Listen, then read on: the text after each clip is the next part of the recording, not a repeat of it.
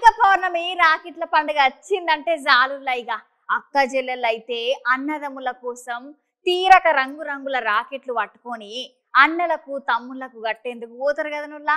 గట్లనే మన తెలంగాణలో కూడా అక్క చెల్లెలు అన్నదమ్ములకు రాకెట్లు కట్టేందుకు మస్తు పాయరం తోటి పోతున్నారు.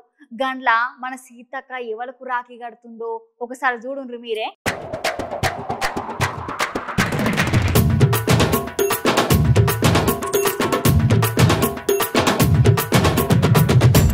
రాకెట్ల పండుగ వచ్చిందంటే తీరొక డిజైన్లతోటి రంగురంగుల రాకెట్లు మార్కెట్లో మంచిగా మస్తుగాను సందడి చేస్తాయి కానుల్లా.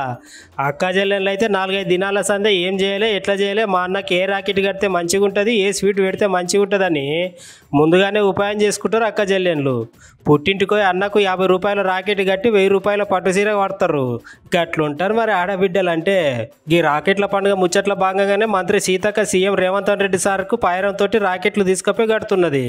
నిజంగానే సీతక్కో రేవంత్ రెడ్డి సార్ ఎప్పటి నుంచో ఒక అన్నోలుగా భావించుకుంటారు, ఒకటే పార్టీలో పనిచేస్తున్నారు. అందుకనే ఈసారి స్వయంగా సీతక్కనే ముఖ్యమంత్రి రేవంత్ రెడ్డి సార్కు కట్టి శుభాకాంక్షలు చెప్పి పండుగ చేసుకున్నారు.